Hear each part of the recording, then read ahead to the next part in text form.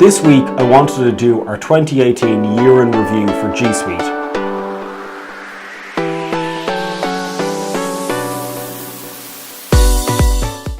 I was hoping to do this last month, but I guess it's better late than never. There were a lot of updates in 2018 for G Suite, and it was actually kind of difficult to narrow them down. What I've done is I've put them under 5 headings: Gmail, Google Drive, Google Hangouts, security or administrative features, and integrations. So the first one is Gmail. There was a lot of focus on the Gmail interface change. So when the update came out, a huge amount of people were focused on the change to the actual look and feel. And I think that was really important. But for me, it actually had a lot more to do with some of the additional features that were launched as part of the update. So for example, Google also launched Quick Reply and Smart Compose as part of the update to the new look and feel, and they actually allow you to respond to emails quicker. So this is part of Google's mission to bring in AI and machine learning into some of their G Suite products and tools to allow people to get their work done faster and more efficiently. Now, when I first started using Smart Compose, I was a little bit sort of apprehensive about it. I didn't think I would use it that often, but actually it became very, very valuable. And what it does is it predicts what you're going to write as you're typing it. And all you have to do is hit Tab if you want to basically put in the suggestion that it's made. And if you don't, you can just continue typing. So it really kind of stays out of the way, which is excellent for a feature like that. The next one is the sidebar. And the sidebar is kind of Google's way of fixing some of the issues that there has been with having Chrome extensions, whereby the extensions act as a contextual gadget, which is what they used to be called. And one of the challenges was when you would install multiple extensions or gadgets, some of them would push other gadgets out of the way, and that would sort of mess up the look and feel of your Gmail. What they're kind of doing now is consolidating it all into this sidebar, and it means that all of the apps have the same sort of consistency and wireframe, and it just means that there's less clashing between the different applications, and it's a lot cleaner as well. And they actually eventually rolled out the sidebar into some of the other applications like Drive and Calendar as well. So very useful for accessing other applications from within your Gmail. A perfect example of this would be your calendar, or a very common one would also be CRM systems. So the final area within Gmail is sort of snoozing or reminders. And you can actually snooze an email for a period of time now and have it pop back into your inbox at a later date. But also Google will remind you, or what it calls sort of nudges you, if you haven't responded to an email or if someone hasn't responded to you. And I've actually found this really, really helpful, particularly when I'm in contact with customers, and maybe I've kind of gotten a lot of emails at the same time and there's one or two particular emails I've forgotten about. Google just pushes it back up to the top of my inbox and says, hey, don't forget about this particular email you haven't responded in 4 or 5 days. So an extremely useful feature in today's sort of work environment where we're bombarded with a huge volume of email.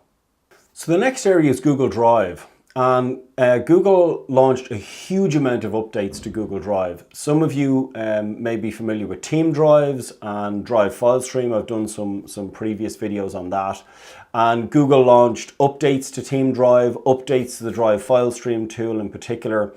And around Google Drive really made an effort to make the tool more useful for companies that want to use those collaborative abilities within G Suite, but don't always necessarily want to use it for email and calendar. And a huge part of this was actually launching Drive as a separate SKU or product. So you can now purchase Google Drive on its own, and that's the first time that you've been able to buy an individual app from Google. without some other applications. So it's basically called Drive Enterprise, and it includes Drive and Google Vault and many of the security features. And I think what this is Google recognizing that there are organizations out there that may want to stay on products like Microsoft Office for mail and calendar, but also want to be able to leverage Google's collaborative capabilities. And I think this is actually a really good sign for everyone. And then further to that, they actually launched a lot of updates to kind of surface information within Drive and make Drive more useful or more valuable. So again, some of the machine learning AI stuff, a feature called Quick Access, which looks at information within your G Suite account and tries to surface the particular file that it feels that you're going to need. Google also announced things like workspaces, where you'll be able to create these little workspaces, which are kind of like tags. So you could have files in multiple different folders that you need access to, but you want to kind of bring them together for a particular project. And so you're eventually going to be able to create these workspaces. I don't think it's launched yet, but a very, very interesting feature that was announced at Google Next. And then another one that was announced at Next, which I quite liked and I'm looking forward to seeing, is the ability to create workflows within Google Drive, where you'll actually have the facility for someone to maybe approve a particular document. So a perfect example might be a PO, and a PO has to be approved before it can move on to the next step, or expenses. So really nice way of creating these sort of simple workflows within Google Drive. And I think, again, that's coming around to Google making Drive very, very useful as a standalone product, and also just making it work harder and more efficiently for its current customer base. Another feature that I really liked that was launched in Google Drive last year is the activity dashboard. And the activity dashboard actually allows you to see whether someone's viewed a file or a document that you've shared, how many times they've been in it and how long they've been in it. Google have been working hard within the Google Drive space to make a lot more integrations with other products. They have made integrations with Box. They've made new integrations with Dropbox in terms of storage and storing Google documents there, and vice versa. And all those companies are working together more closely, which is great to see for consumers. And then the other one is within the Microsoft Office environment, and there's been a lot of integrations within the Office environment, particularly around Google Drive. Some major ones within the Office and Google Drive integration space is commenting within Google Drive. So you can now comment on Microsoft Office files that are stored in Google Drive, and also real-time presence. So this is using the Drive file stream tool, which I'm going to do a separate video on. And the Drive file stream tool, now that it's been updated, will actually allow you to see, if you open a Microsoft Office document, if someone else is in that document and editing it. It just makes it much easier for teams now to live in both worlds. And so you can now see whether someone's editing a file and when it's safe for you to edit that file, and also the ability to merge revisions as well, which is extremely valuable. So my next area is Hangouts and Hangouts Meet. And I think the main area within this is really around the video conferencing. Obviously, Google launched Hangout Chat as well, which is the new chat for Hangouts. And the old version of Hangouts Chat will actually be going away, which was announced quite recently. But I kind of want to focus on the video conferencing side, because there was new announcements on hardware. So there's hardware available for larger conference rooms.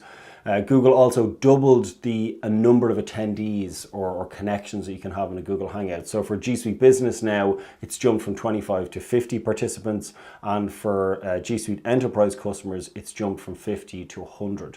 So I think that's Google trying to keep up with some of the other video conferencing solutions in the space, which is great. Another interesting feature is around attachments, where if you've attached a document now to a calendar appointment and there's a Hangout Meet on that calendar appointment, when you join the meeting, the attachment can actually be viewed directly from the Hangout Meet environment, which is fantastic. Again, just making it easier and quicker for people to kind of get on the same page, which is the point of all of these sort of cloud-based products. And then the last area within Hangouts Meet is interoperability. So there was an announcement made from a company called Pexip that Google have worked with to create an interoperability between Google Meet and other traditional video conferencing solutions. So you can actually have someone, when you set the system up, you can have someone join a meeting from Skype and someone join a meeting from a Hangout. Somebody else could join it from Cisco or Polycoms or any of the other traditional video conferencing solutions. And essentially Pexip is acting as the bridge in the middle.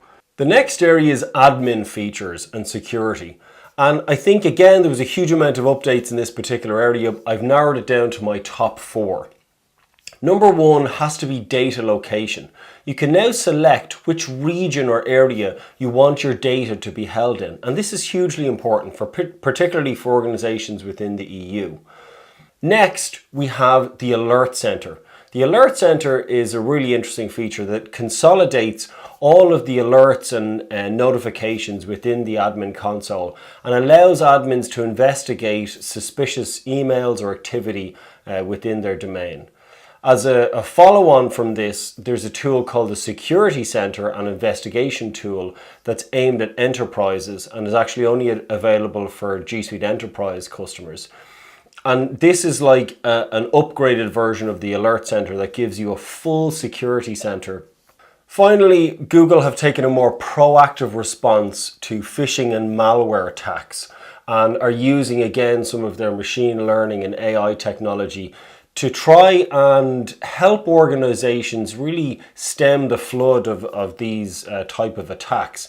And certainly within the IT industry, we've seen a lot more of these type of attacks on organizations, and we've seen it within our own customer base, where organizations are using social engineering now to make these kind of phishing attempts a lot more difficult to kind of stop. So Google have gotten a lot more proactive on that, and I think that's a great thing to see, and great just to see so much activity within the security space that Google are really working hard to continue to increase the security features within G Suite and continue to maintain it as one of the most secure systems in the world. So my last one is real-time captions in Google Slides. When you're doing a presentation in Google Slides, you can turn on real-time captioning, and if you've got a microphone on your computer, it will pick up what you're saying and put in the captions below the actual slide deck. So that's it for me. Thanks very much for listening. I hope you enjoyed this update of our G Suite Year in Review 2018. Did you agree with my list? Were there some ones that I left out that maybe you would have included? Please let us know in the comments below, and I'll see you next week.